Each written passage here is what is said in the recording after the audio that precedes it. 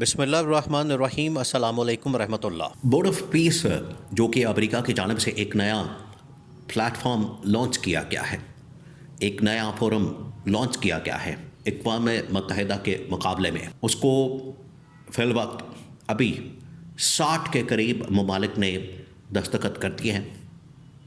اس کو سپورٹ کر دیا ہے، اس کی حمایت کر دی ہے، اور اس کے حق میں اتنی بڑی عالمی لیول کے اوپر ایک تقریب کا انعقاد کیا گیا سوئٹزرلینڈ کے اندر، جہاں پر پاکستان نے بھی شرکت کی۔ پاکستان کے وزیر اعظم شہباز شریف نے شرکت کی، اور شہباز شریف کی جانب سے ایک لفظ بھی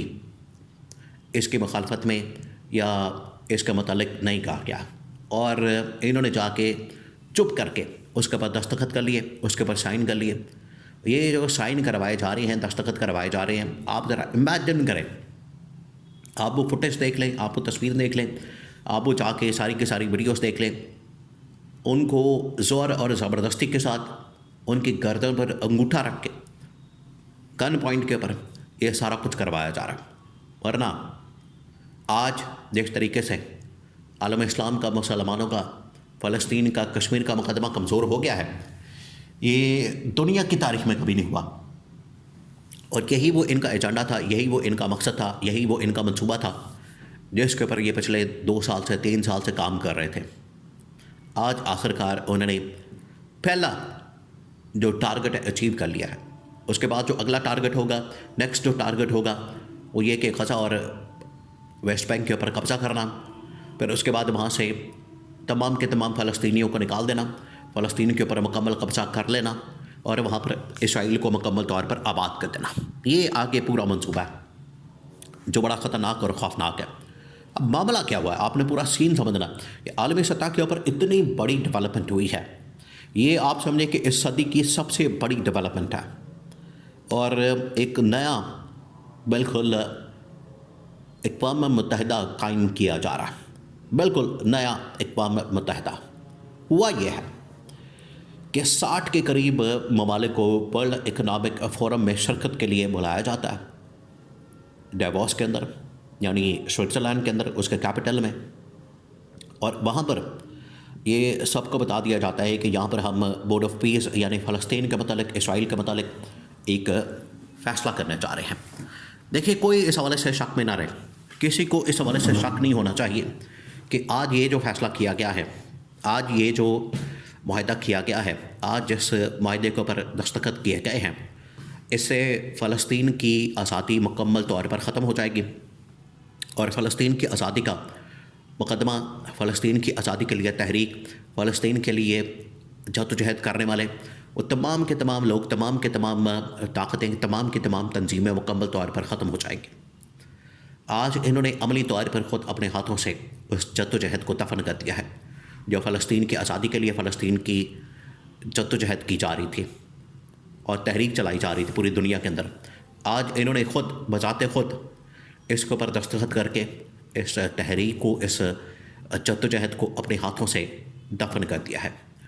اب اگلا ان کا ٹارگٹ یہ ہوگا کہ ایک ایک کر کے ان ممالک سے اپنی فوجیں بلائیں گے، غزہ کے اندر، فلسطین کے اندر، ان کو لانچ کریں گے، بٹھائیں گے۔ ٹرمپ نے جو کام کیا ہے، امریکہ پچھلے تقریباً کوئی 100-150 سال سے مختلف ملکوں کے اندر جا کے جنگیں کرتا ہے، مختلف ملکوں کے اندر جا کے لڑائی کرتا ہے، افغانستان، ویتنام، عراق، شام، لبنان، یمن، سیریا، اردن، یہ وہ تمام علاقے ہیں جہاں پر، وینزویلا، کیوبا، یہ وہ تمام علاقے ہیں جہاں پر امریکہ بذات خود گیا، جا کے اس نے وہاں پر لڑائی کی ہے، جا کے اس نے وہاں پر بھانس کھولا ہے، جنگ کی ہے،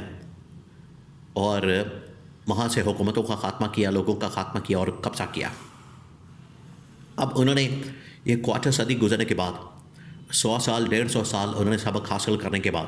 وہ اس نتیجے پر پہنچے ہیں کہ اب ہم نے بذات خود نہیں جانا، بلکہ جو دوسرے ممالک کی فوج ہے ان کو اکٹھا کرنا ہے، اور ان کو جا کے وہاں پر